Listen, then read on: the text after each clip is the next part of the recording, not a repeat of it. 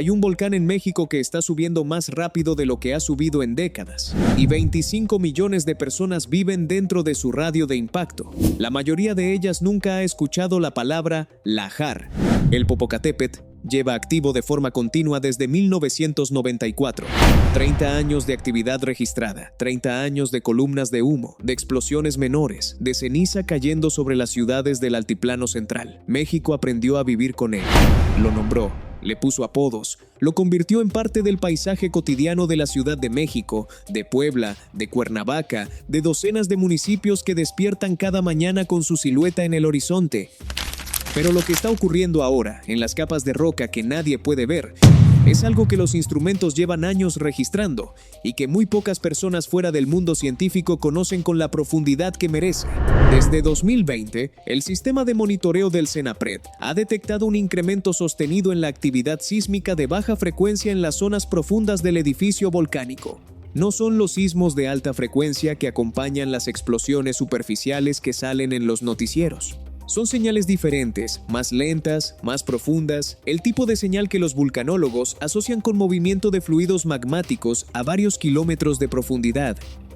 El tipo de señal que, en otros volcanes del mundo, ha precedido cambios importantes en el comportamiento eruptivo con años de antelación. El Popocatépetl tiene 5,450 y 2 metros de altura. Está ubicado en el eje neovolcánico transversal, en el límite entre los estados de Puebla, Morelos y el Estado de México, a menos de 70 kilómetros del centro de la Ciudad de México. Es el segundo volcán más alto de México y uno de los más monitoreados del mundo.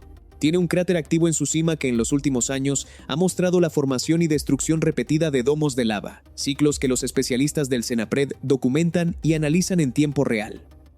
Pero el riesgo que menos se discute en público no es la explosión, es lo que viene después de ella, o lo que puede venir incluso sin ella. Los lajares son flujos de material volcánico mezclado con agua. Se generan cuando el calor de una erupción, o incluso de una actividad fumarólica intensa, funde el glaciar que todavía persiste en las partes más altas del volcán, o cuando las lluvias intensas movilizan los depósitos de ceniza y material piroclástico acumulados en las laderas.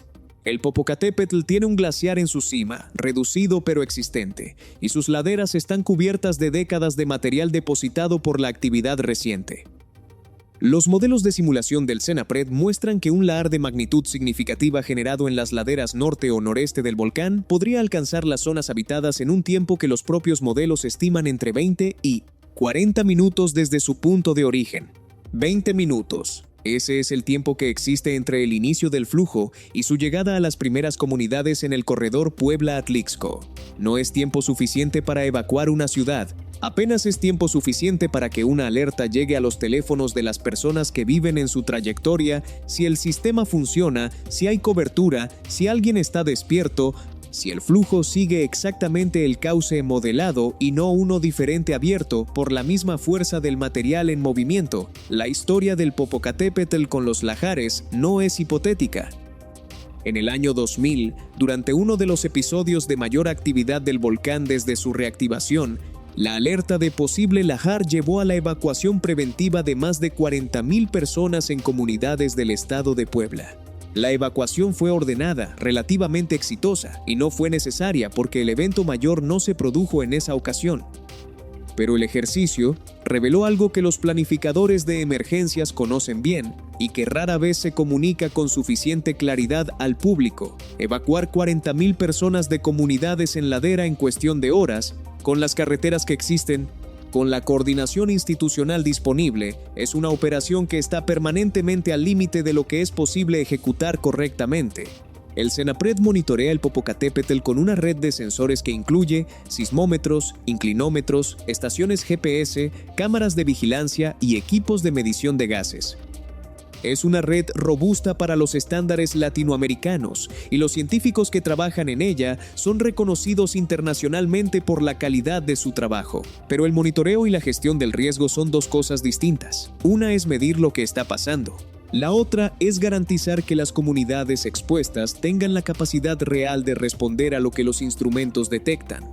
Una auditoría del sistema de alertas volcánicas en los municipios de alto riesgo alrededor del Popocatépetl encontró que una fracción significativa de los altavoces de alerta instalados en comunidades de la zona de riesgo inmediato no funcionaban correctamente o no habían recibido mantenimiento en años.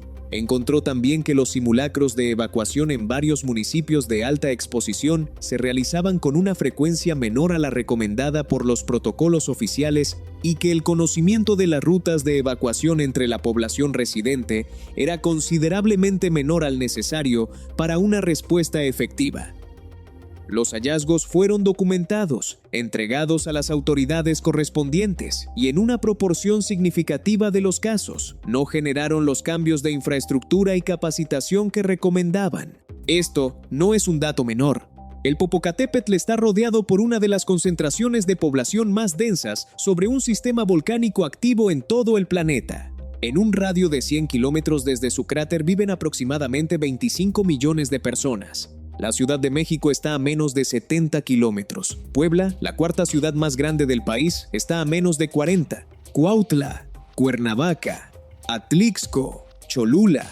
Decenas de municipios medianos y cientos de comunidades rurales están dentro del área de impacto directo de distintos escenarios eruptivos. Y el corredor industrial que conecta la Ciudad de México con Puebla, uno de los más activos económicamente del país, corre paralelo a las laderas del volcán. Lo que los instrumentos han registrado en los últimos años no indica que una erupción mayor sea inminente. Los propios científicos del CENAPRED son cuidadosos y precisos en este punto, y esa precisión merece respeto. Pero lo que sí indican los datos es que el sistema volcánico está en un estado de actividad que no ha tenido precedente en los 30 años de monitoreo continuo posterior a la reactivación de 1994. La frecuencia de los eventos de baja frecuencia ha aumentado. Los periodos de emisión de dióxido de azufre han mostrado variaciones que los especialistas consideran relevantes, y la dinámica de formación y destrucción de domos en el cráter ha tenido episodios de una intensidad que hace algunos años habría generado más atención pública de la que generó. El escenario que los vulcanólogos consideran más probable en el corto y mediano plazo no es una erupción pliniana como la que el Popocatépetl produjo hace aproximadamente 900 años, un evento que depositó metros de material piroclástico sobre lo que hoy es el sur de la Ciudad de México y que en términos modernos sería una catástrofe de escala difícil de imaginar. El escenario más probable es una escalada gradual de la actividad actual, con explosiones de mayor magnitud, generación de flujos piroclásticos en las laderas superiores y una producción significativa de ceniza que afectaría la operación del Aeropuerto Internacional Felipe Ángeles, del Aeropuerto Internacional de la Ciudad de México y del Aeropuerto de Puebla simultáneamente. Ese escenario, sin ser el peor posible, tendría consecuencias económicas y logísticas de una magnitud que México no ha tenido que gestionar en su historia moderna. Y debajo de todo eso, más silencioso y más difícil de comunicar que las explosiones visibles desde la autopista, está el glaciar. Pequeño, reducido por décadas de actividad y por el cambio climático, pero presente. Y están las laderas cubiertas de material que el volcán ha depositado en 30 años de actividad continua. Y están los cauces naturales que bajan desde las alturas hacia los valles donde vive la gente. Y están los 20 minutos. La actividad del Popocatépetl no va a detenerse. Los volcanes no funcionan con calendarios, ni con presupuestos institucionales, ni con ciclos electorales. Lo que sí puede cambiar es el estado de preparación de las comunidades que viven en su radio de impacto, la condición de la infraestructura de alerta, la frecuencia y calidad de los simulacros, el conocimiento real que tienen los habitantes de las zonas de riesgo sobre qué hacer y hacia dónde ir cuando la alerta se active. Eso no depende del volcán. Depende de decisiones que se toman o no se toman en oficinas, en ayuntamientos, en presupuestos que se asignan a otras prioridades, porque el volcán lleva 30 años activo y hasta ahora nada ha pasado de verdad. Hasta ahora. El Popocatépetl sigue ahí. Los instrumentos siguen midiendo. La tierra debajo de sus laderas sigue moviéndose de maneras que los científicos entienden mejor cada año, pero que todavía no pueden predecir con la precisión que las 25 millones de personas que viven a su sombra necesitarían para estar verdaderamente preparadas.